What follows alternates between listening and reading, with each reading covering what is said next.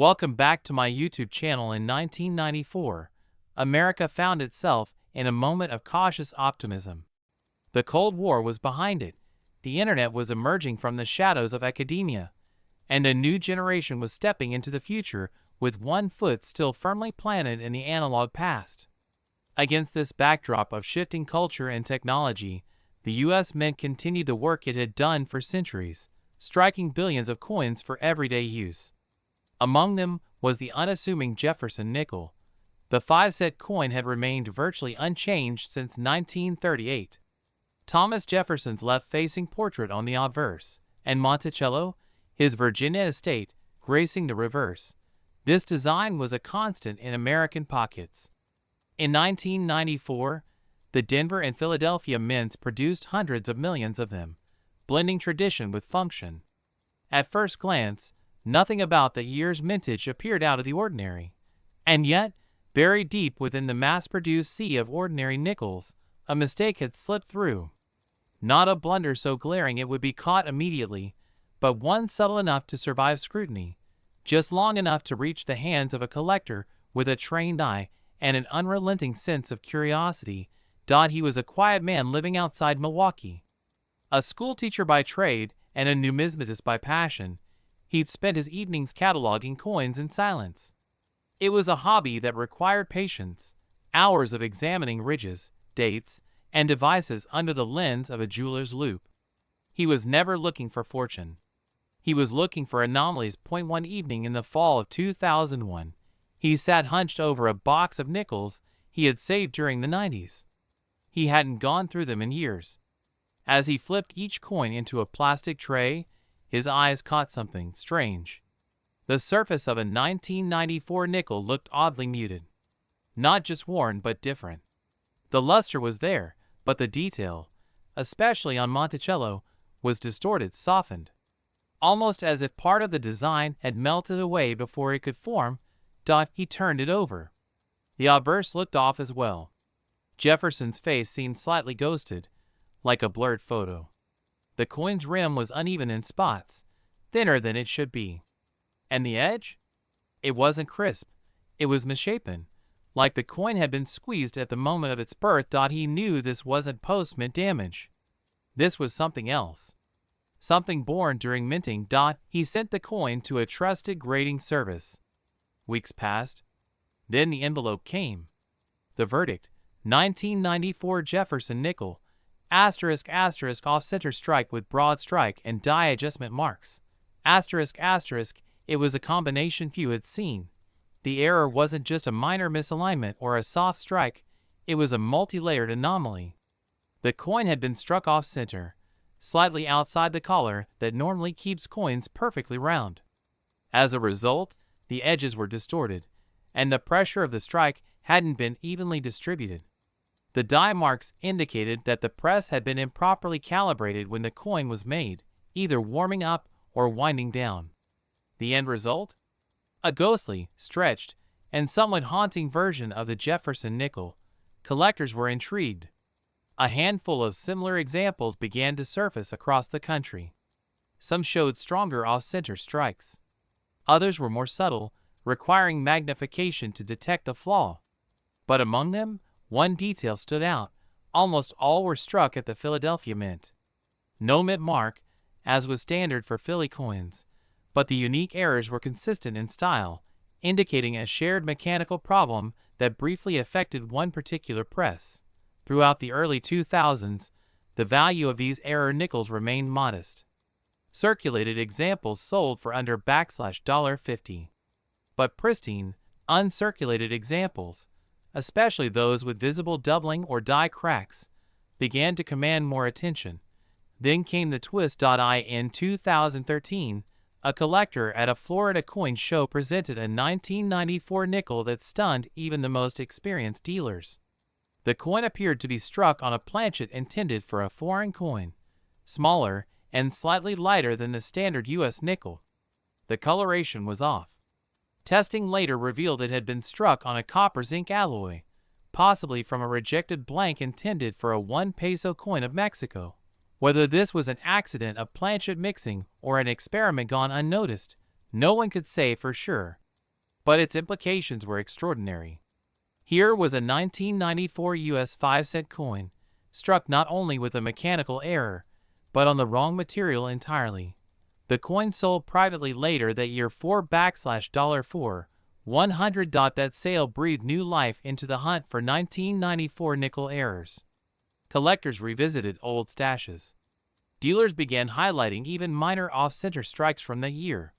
Grading services saw a spike in submissions. But only a handful of premium examples have surfaced, each with a unique fingerprint of minting malfunction. Over time, the market settled. Minor off-center 1994 nickels, with modest, were sell for between $40 and $100. Well-preserved examples, showing both off-center strikes and partial design loss, bring $200 to $300 depending on clarity. But the few coins combining multiple errors, off-center strike, die adjustment marks, and weak planchet definition, have soared past $500 in top condition, and the rarest of all, the error on the foreign planchet, remains the crown jewel. Experts believe fewer than 3 examples exist. Its value today, after years of whispers and sealed offers, has reached an astounding $9,300, all for a coin that once passed through vending machines unnoticed. A 5-cent piece, transformed by a fleeting mechanical failure into a numismatic marvel, now commands the attention and envy of collectors across the globe. In 1999, as America braced for the turn of the millennium, daily life was buzzing with both anticipation and uncertainty.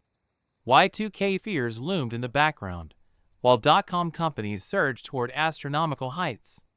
Amid this whirlwind of change, the U.S. Mint continued its quiet, unglamorous duty, striking the coins that passed through the hands of millions without a second thought. That year, over 1 billion 5-cent coins featuring Thomas Jefferson were produced. A familiar design, a familiar face. But in a small number of those nickels, something went wrong. Or perhaps, something went strangely right. The Jefferson nickel, with its unchanged obverse portrait since 1938 and Monticello on the reverse, was never considered flashy. In 1999, the Philadelphia and Denver mints churned them out at high speeds. No one expected surprises. But hidden in the massive tide of mintages that year, a few anomalies quietly slipped into circulation, flaws that would go undetected until the right eyes came upon them. In early 2007, a coin dealer in Indiana was sorting through a batch of customer-submitted nickels, preparing for a weekend trade show. Most were ordinary, dull, well-worn, forgettable. But one coin made him pause. It wasn't rare in the traditional sense. No unusual shine, no luster that screamed mint state. But something about the detail felt incomplete. Jefferson's face, upon closer inspection, appeared slightly doubled. Not in the dramatic way one might find in classic double dies, but a shadowed, echo-like impression lingered near his eye and jawline. The word, Liberty, appeared blurred in parts. The date, 1999, seemed oddly spaced and slightly stretched on one end. He flipped it over. Monticello had a flatness to it, like a structure half forged in metal and half lost to time. He was curious, but not convinced. Still, instinct told him to hold on to it. That instinct proved right. Months later, while attending a seminar on minting machinery errors, he saw a slide showing the effects of die fatigue and misaligned strikes. Suddenly, everything about that 1999 nickel clicked into place. The doubling, the spacing, the blurred edges, it wasn't damage. It was a mint-made flaw. The coin was submitted to a major grading service. The results came back. 1999 Jefferson nickel, misaligned die strike with partial class 2 doubling, and weak reverse detail. It was a blend of technical errors that fascinated collectors. The misaligned die meant the obverse and reverse were not perfectly in sync, causing one side of the coin to appear off-center or warped in detail. The class 2 doubling, also known as design hub doubling, affected the coin's peripheral elements, particularly the date and inscriptions. And the weak reverse?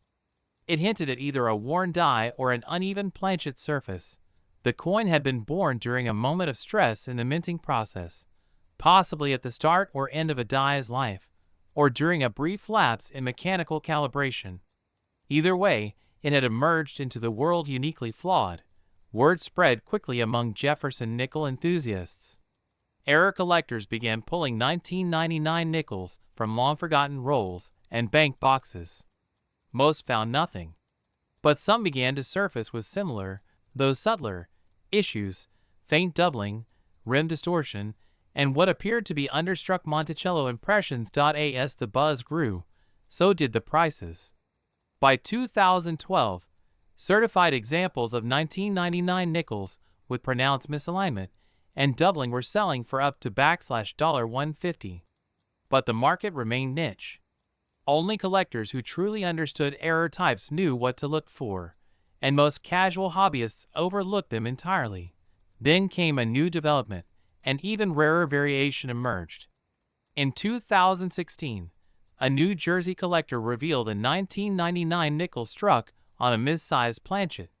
Slightly smaller in diameter and thinner, the coin lacked a full rim and appeared squeezed, almost like a warped relic. Metallurgical testing revealed it may have been struck on a leftover foreign coin blank, possibly one destined for a Central American country that had its coins produced at the Philadelphia Mint in that period. Only 2 of these foreign planchet 1999 nickels have surfaced to date. The discovery reignited interest in 1999 errors.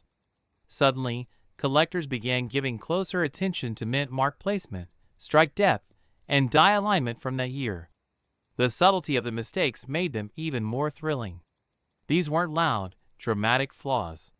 They were quiet whispers of a malfunction, faint clues waiting to be discovered by patient hands and sharp eyes. Over the years, the value of these flawed coins has steadily increased. Simple examples of die misalignment with light doubling fetch between $75 and $120, depending on condition. Coins showing strong rim distortion or advanced weakness on the reverse bring in $250 to $400 when graded. But those elusive coins with multiple overlapping errors, the ones that tell the full story of a minting mishap, are the true prizes. The most complete known example, certified by PCGS as a mint error with multiple classifications, sold privately in late 2023 for an impressive $6,850. Not bad for a coin that once sat unnoticed in a bank roll, passed from hand to hand, machine to machine. A 5-cent piece, worth far more than its face, not because of what it was supposed to be, but because of what it failed to become. And in that failure, it found a new purpose, etched in flaw, preserved in metal, and valued in rarity.